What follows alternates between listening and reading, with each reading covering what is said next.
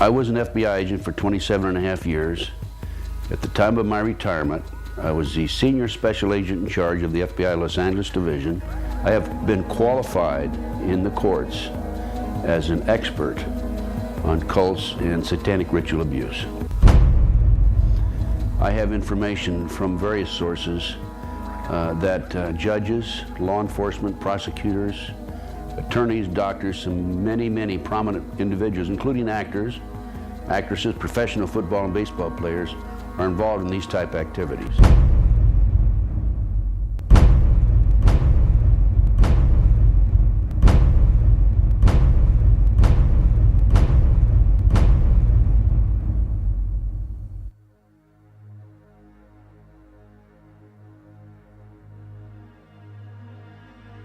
If you go back 225 or 30 years ago, you have what we call the Illuminati that was established in 1776.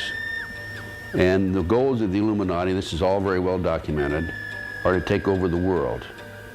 One of the best ways of taking over the world is to control people's minds and to take over a country through the control of the minds.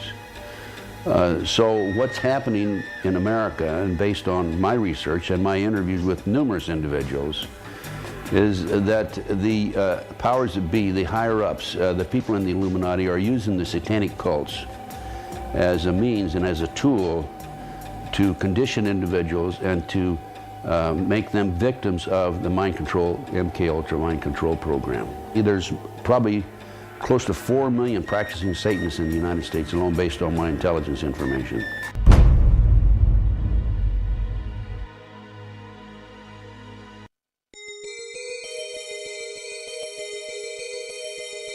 If the many authors on the subject of the occult are correct, and Tony Blair has been initiated into the 33rd degree, then his pseudo-Christian morals will be compromised by the fact that devil worshippers and high-ranking Freemasons have walked through the corridors of power hand in hand for centuries. The Royal Archmasons describe their highest-ranking brothers as Grand Solicitor Generals of the Supreme Grand Chapter.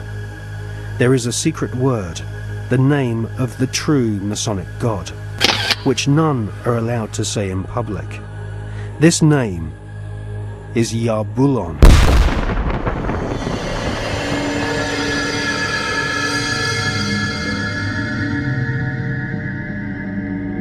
The Masonic God is not the same God of the Bible, which the Masons call Adonai.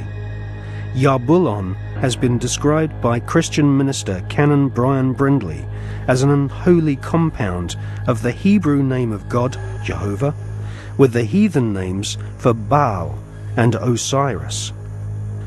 The highest ranks of Freemasonry utter Yarbulon as the one sacred and mysterious name of God. Yarbulon is a tripantheon Masonic god, in part deified as the historical Baal, which the Oxford English Dictionary confirms as being a Hebrew word. Baal is the chief male deity of the Phoenician and Canaanite nations. To the tribes of the Old Testament, Baal was the devil himself.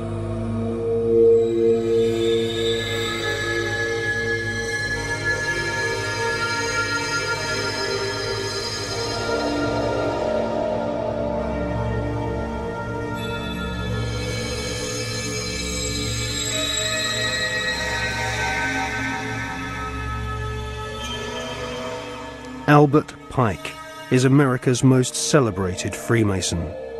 Pike was Grand Commander Sovereign Pontiff of Scottish Rite Freemasonry in the southern and western United States from 1859 to 1891. Scottish Rite Freemasonry has its own headquarters at the 33rd degree in Edinburgh.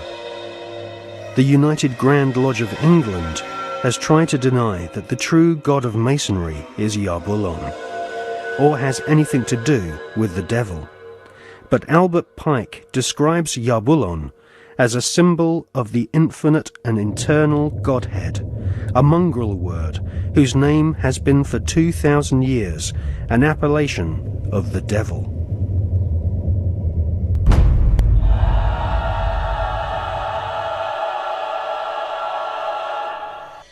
On the 14th of July 1889, Albert Pike issued these instructions to 23 Scottish Rite Supreme Councils throughout the world.